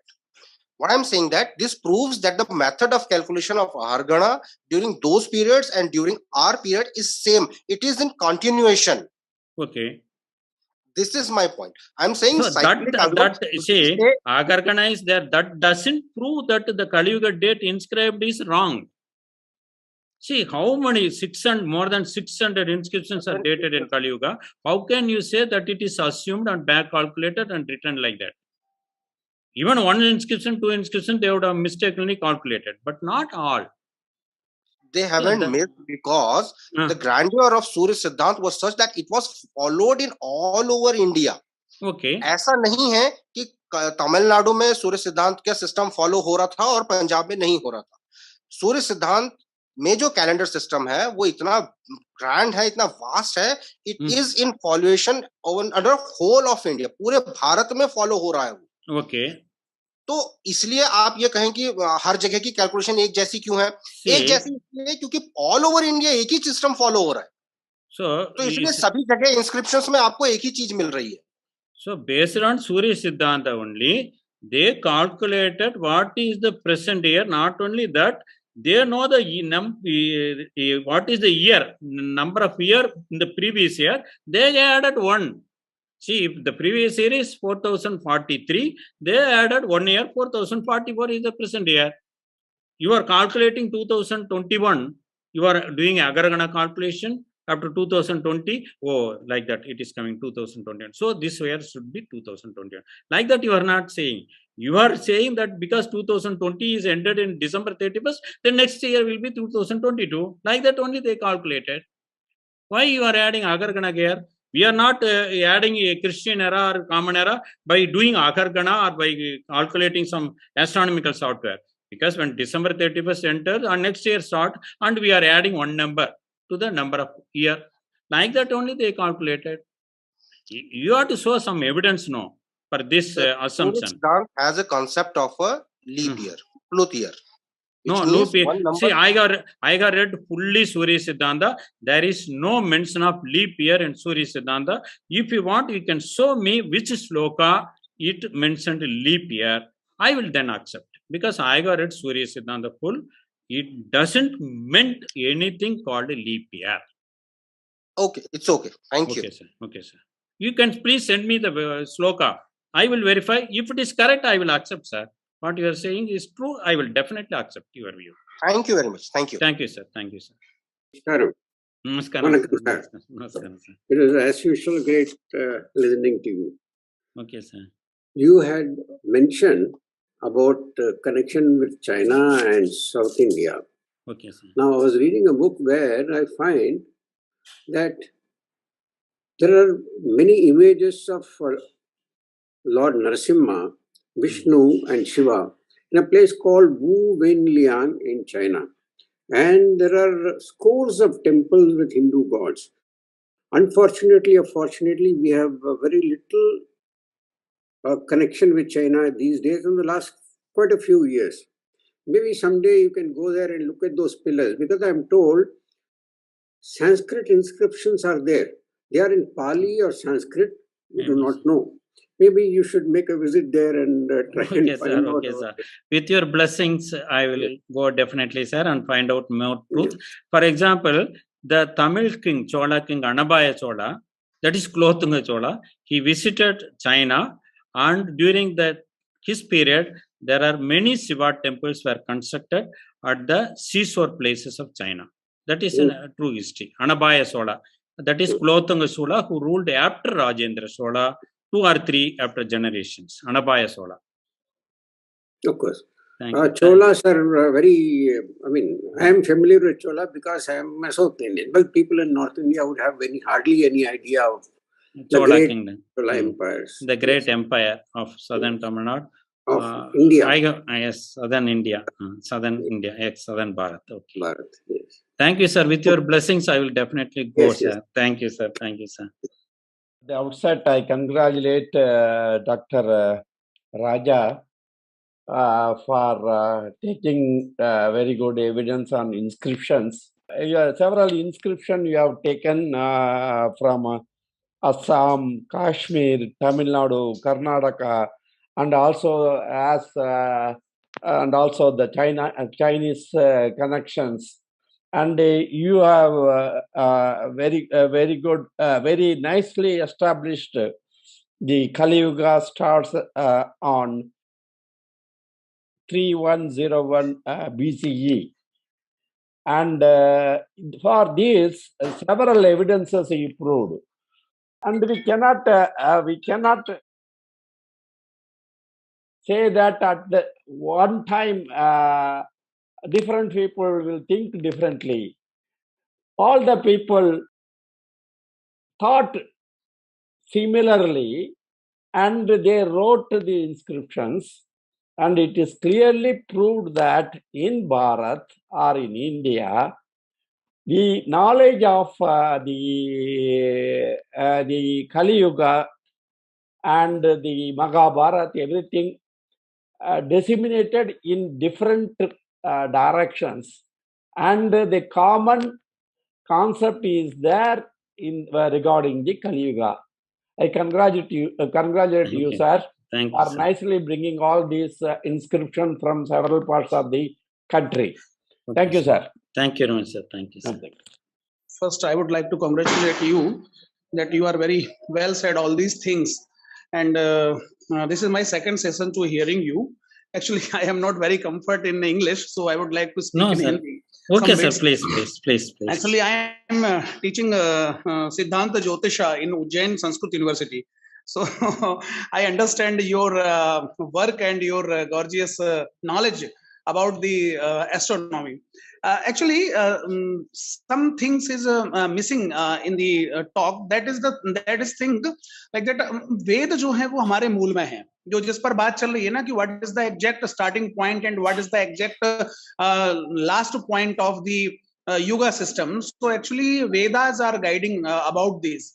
That कर्तिकायाम दीक्षेरन कर्तिका वै मुखम संवत्सरस्य like that ये इस तरह की जो पंक्तियां हैं वेद की संहिताएं हैं वो संहिताएं हमको इसके बारे में आदेश करती हैं.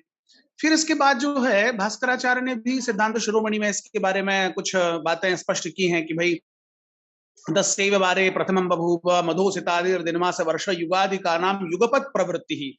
तो वो जो युगपत प्रवृत्ति का जो पॉइंट है, जो स्टार्टिंग पॉइंट है, एक्चुअली वो उसको उन्होंने किसी ना किसी रूप में उसको साधन किया है उसका, और साधन करने के बाद उसको उन्होंने कहा है. फिर दूसरी चीज जो है वो हो रही है कि युग सिस्टम एकदम से खत्म होकर के नया युग शुरू हो रहा है, ऐसा भी पॉइंट नहीं है. वो आप उसके बारे में अच्छा जान रहे हैं कि वहां पर उन्होंने युग संधि की बात की है. मनु महाराज संधि की बात नहीं करते हैं. उन्होंने पूरे युग सिस्टम के जो मान दिए हैं वो दिव्य मान में 10,000 ईयर्स कहा है, लेकिन ज्योतिष शास्त्र में 12,000 ईयर्स को उन्होंने सभी जगह स्पष्ट किया है. इवन सारे के सारे पुराण में भी उसी बात को फॉलो किया गया है. तो इसको अगर हम ये वेरीफाई करना होता है कि एक्चुअली ये जो पॉइंट है उसको हम कहां से माने, प्रूफ प्रमाण, तो प्रमाण में हमको वेद की ऋचा को एक्सेप्ट करना ही होगा. तो ये जो विवाद है वो विवाद का शमन हो जाता है. That is my view about your, and I am very happy. Actually, I would like to invite you in my university to give a special talk. Okay, sir. I will definitely actually the Vivek Garg is my student. Okay, or okay, some okay, Ayush sir. Shukla is also my student, so Okay, they are sir. connecting me with your speeches. So Okay, I am sir. thankful to him and all Okay, of sir. your team. Thank Sir, you, sir. you can get my phone number from Sangam Talks, sir. They will definitely give. Definitely, You can definitely, ask sir. them. They will definitely help. Actually, And we will have I also studied in Tirupati. So Oh, I done very my Acharya MA in Tirupati. I am the Okay. gold medalist of the university Congratulations, in sir. 2005 to 7. Congratulations. Okay, sir. Sir, we will keep in touch, and you please guide me in some area where I can understand Definitely. something in Jyotisha. Definitely. So I will learn from you also. Because he is a Sanskrit Pandit, he knows better in Veda. But Veda usually describes this time calculations and also geometric progression of numbers, and also actually, for example, Rigveda is the first thing. It mentioned the 360 degrees of a circle and told zodiac signs. There are a lot of astronomy and time calculations are there in Veda. We have to do a lot of work in that. Definitely there will be there. And all the 27 and 28 nakshatra were mentioned in this Taitriya Samkhita of Krishna Yajurveda. And also in Atharva Veda and other things also it is mentioned. And also 12 zodiac signs were mentioned. So we have to study a lot and do a research in Veda because Sar is an excellent expert in Sanskrit and he can guide me in that to understand better Veda. And there is usually we mention a Yuga Sandhi. There is Yuga Sandhi. Actually, between one Manvantara to another Manvantara, one Kalpa to another Kalpa. For example, in one Kalpa to another Kalpa, there is a Sandhi period of 17,28,000. That is equal to one Krita Yuga. There will be some Sandhi period. That is this bad effect of one Yuga will comes down and the good effect will be start. But we want to calculate a time. So we are exactly, though there is a, we cannot say that is exact contrast is there. So there won't be any contrast, something will come down and go like that. But Purana tells on the day, it mentioned Ahan, on the very day Sri Krishna left, the Kaliyuga began. So we are taking that day as a Kaliyuga beginning day. That doesn't mean that the Kaliyuga effect started on that day only. Because in this Salya Parva, when Balarama asked why Bhima attacked Duryodhana on the thigh, for that Sri Krishna explained, it is Kaliyuga, please understand, like that.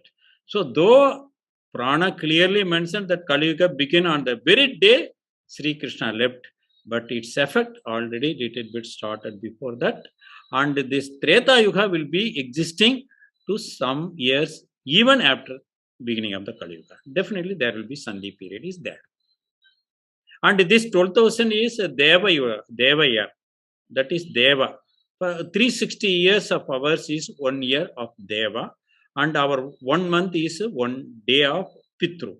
Like that, there is even an Aryabhatta is there, and even we can prove it from surprisingly by Albert Einstein's theory of relativity. General theory of relativity proves that the time will go slow at a massive object. So the Pitruloka is somewhat massive. That is, mass means not only mass, the density. For example, neutron star is very small, 5 to 10 kilometer radius only. But a teaspoon of soil of neutron star will weigh a mountain. That much density is there. So if there is density, the nuclear density is there, the time will go slow. So in that way, Devaloka, our 360 years is equal to them 1 year. In that way, we get to calculate. And thank you for complimenting me. I can learn Veda from you. That is a great thing for me. Please guide me as a teacher. Thank you, sir. This is Shekhar, Professor Shekhar from Alagappa University, Karaikudi. And honestly, this is the first time that I am hearing Dr. Raja's lecture. I'm very keen as a scientist, biological scientist, and I'm especially interested in Dr. Raja's lecture that we have been talking for some time personally, that is correlating the the ancient history and yoga with the modern science. So looking at all this, in view of the modern science is very attractive for me. And I will continue to listen and I will continue to learn. It's a kind of, inspiration for me that being a medical doctor, and he has been pursuing this very intensively, and I will follow his lectures sincerely, and I will also join the Sangam series of lectures in future. That will be very interesting for me. I would like to add here that I am presently acting as a registrar of the university, from where Dr. Raja has been acting as a member of the syndicate, honorable member of the syndicate, nominated by His Excellency Governor of Tamil Nadu. That Sir is actively contributing for the administrative activities of the university also. So on the whole, I would like to congratulate Sir for his extensive knowledge in this interdisciplinary and his approach, in both the scientific, technological, and also historical and all this. So I will continue to follow because I'm not in a position really. But only one question I just wanted to add. What about the language, level of language that is used in the inscription? Sir mentioned frequently that he has been referring to the inscriptions of ASI, Archaeological Society of India, and that also probably would throw some light on the age, etc. And can you please, Dr. Raja, say, for example, you have been connecting the Tamil literature, and you are very emphatically telling that there is an interconnection between south, north, east, west of India. And what about the language that is used in the inscriptions, please? Thank you, Professor. He is Dr. Sekhar. He is an excellent personality and doing excellent work as a registrar of our university. I have to thank him for his efficiency in making a university an excellent and also number one university in India. Then the language used is, some inscriptions are in Sanskrit, even in Tamil Nadu. And also, these Tamil inscriptions can be found in Andhra Pradesh and also Karnataka, whereas Kannada and Telugu inscriptions are there in Tamil Nadu also. So, on those days, language is an bar thing. And basing of the writing style and characters of an inscription, we cannot decide the date of that or the period of that inscription. For example, there is an inscription of Rajaraja Chola, the father of Rajendra Chola, at Kutralam near Tenkasi. In that, he mentioned that because the old temple got damaged, a new temple is reconstructed, and the inscriptions also got damaged. So the same thing is re-inscribed in a new stone. For that, he told the old inscription is in Vatteluthu, one type of letters of ancient Tamil, and he asked them, ordered them to use the present day Tamil letters. So that why he used it, because everybody can read the when Rajaraja Chola's period, what the Tamil letters are. If that inscription is inscribed in that letter, every people can read. That is the idea. So when the inscription is damaged, or when the copper plate inscription is damaged, they used to re-inscribe, and the characters and the letters and also the language will be as per of the period when they are renewed, re-inscribed. So on those days, people used to understand much Sanskrit better, and also many Sanskrit scholars are there, and also the people are very much have high capacity in understanding Tamil language. See, in the modern period, we are saying that nobody can understand Tolkappia or Akananuru or Paditrupattu or Kalitokai, any of the ancient Sangam literature. But in those days, these poets used to tell, and also even an ordinary person can repeat that sloka. So the language, understanding, and the knowledge is better in those days, so they can easily understand that inscriptions, and language was not a barrier, and anybody can understand the inscription easily. That is the thing. Just I want to ask Dr. Raja that that in the North India, even in many parts of India, the Jyoti Vidya Bharnam is not recognized work of Kalidasa. It's maybe the more than the one or two Kalidasa, but right now, out of the 7 works of these of by the Kalidas ji, Jyoti Vidya Bhandam is not recognized as his work because somewhere he dated the wrong dates. So how you can inculcate this Jyoti Vidya Bhandam as a proof for the date of the Vikramaditya? Because according to the many historians, the Vikramaditya of the Parma dynasty was in the 78 BC. So, do you think, because in that book it is also mentioned that he attacked on the Italy on the Rokshma Desh, and he take the Julius Caesar in his kingdom, means Whether through Jyotir the Vidyaparna mentioned Julius Caesar, nothing, no, it doesn't no mention. it's a Shakeshwar. So Sakeswara, see, yeah. he explained that who are all the starter kings of a era. So whoever destroy the Saka, they are called Sakari. Ari means enemy. Sakari. So he mentioned Yudhishthira. After that, Vikramaditya, Salivagana, Vijayabhinandana, and another person, I have forgotten his name, Nagarjuna and Pali. These are all the 6 Sakari in Kali era. So that he mentioned in Rajadhyaksha. You can verify in that.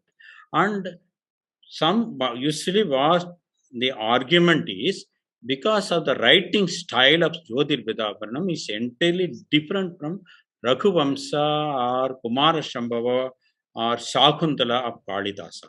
You can see that one person can write in particular style in a particular book. For example, Jagdish Chandra Bose, a great scientist of our nation in 1900s. He researched in physics, he researched in botany. In the same way, he wrote science fiction novels also. So the writing style cannot be same in a research article and in a novel. For example, Mahendra and Karsha Shiladitya, they are excellent in various topics. And also there are many scholars who wrote both Ayurveda text and also the astronomy text and astrology text. The writing style will be different. Why the people are suspecting Jyotir Vidyaparanam? It is a conspiracy that because he mentioned in that clear-cut date of Jyotir Vidyaparanam 3068 Kali. So, for example, Vikramaditya Samvat, when it begins, what the almanac says, it is 57 BCE. More than 10,000 inscriptions mention that Vikramaditya started his era in 57 BCE. See, we are accepting Vikrama Samvat at 57 BCE, Salivagana at 78 Common Era, but in the textbooks, we are reading that both Vikramaditya and Salivagana are mythical personalities, not real kings. So it is a conspiracy committed on the history of our nation, historical chronology of our nation.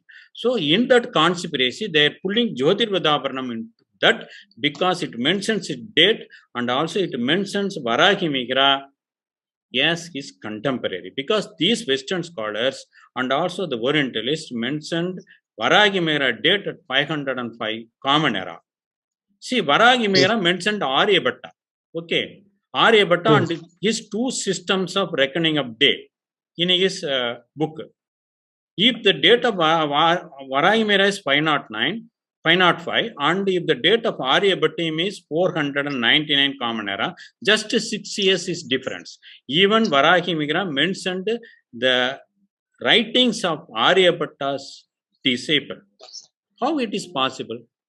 So within 6 years, it is not at all possible. So the date is entirely wrong. So actual Varahamihira's date is 123 Common Era. He mentioned it is a Saka Nirupa Kala. Saka Nirupa Kala is Cyrus era because Nirupa is king. See, for example, Vikramaditya is known as Sakari, who destroyed Saka people.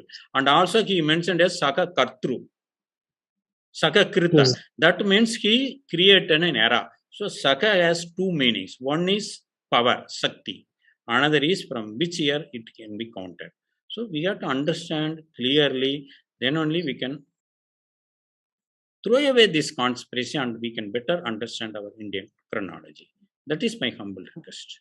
I'm having just a small question once again, that we have find the inscription in the Tamil Nadu in Sanskrit also. So through Yes. this we can debunk the theory of that the Sanskrit was not prevailing in Tamil Nadu. Many leftists used to say like that. See, So that and all politics only. That and all politics. Because in our Tamil inscription, there is an inscription Tamil in Ayodhya, Uttar Pradesh, 1833. See, understand. So on those days, we didn't bother about this language. It's a language we adopted. See, Sanskrit, you can say Tamil as a mother tongue of some people, Kannada, Kerala. Sanskrit is mother tongue of whom? Nobody. of all India. No, whole India. So we can understand. See, Aryabhatta is from Kerala. Adi Sankara from Tamil Nadu. Many of the Tamil scholars on those days, they wrote it in Sanskrit also. See, Parandava Chola Chakravarti, if he hated Sanskrit, why he inscribed in Sanskrit? This inscription. So why Jadila Parandaka Pandya inscribed his inscription in Sanskrit? Velvikudi copper plate inscription issued by Jadila Parandaka Pandya. The half of the portion is in Sanskrit, half is in Tamil. So there is no hatred on Sanskrit in those days. It is their modern day invention by, it is Geo Pope and Caldwell. So we cannot say that he played his role. So we cannot comment politically on him. But one thing is, this Geo Pope and Caldwell only played that role. Because Britishers want to divide the India between Dravida, Arya, by caste, by region, by language. That is the thing happened after British.